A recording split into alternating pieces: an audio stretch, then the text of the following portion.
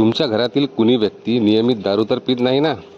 दारू पिणाऱ्या व्यक्तीला कसं ओळखायचं असं जर मी तुम्हाला विचारलं तर तुम्ही लगेच म्हणाल हे तर खूपच सोपं आहे. दारू पिणारा व्यक्ती बडबड करतो, तमाशे करतो, चालताना पडतो, कुठेही रस्त्यावर झोपतो, त्याची बोलचाल बदलते इत्यादी इत्यादी.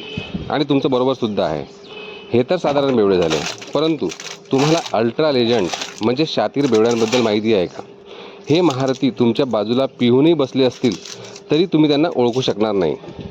परंतु माझ्या अनुभवानुसार पुढील 5 प्रकाराने तुम्ही त्यांना पकडू शकता.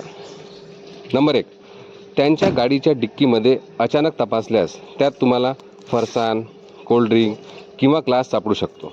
नंबर 2, त्याच्या कारमध्ये डिओ, फरसान, पाणी बॉटल, माउथ फ्रेशनर असू शकते.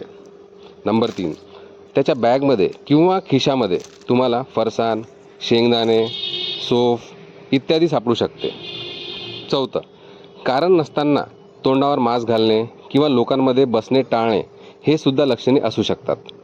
नंबर 5, त्याला रोजच काहीतरी चटपटीत किंवा बाहेरचं खाण्याची इच्छा होते. घरचं जेवण खाणं तो टाळतो. या गोष्टी जर तुमच्या घरी होत असतील तर होऊ शकते की तुमच्या घरची व्यक्ती दारू घेत असेल आणि होऊ शकते ती घेतही नसेल. परंतु सावध राहा आणि एकदा धाड मारून बघा.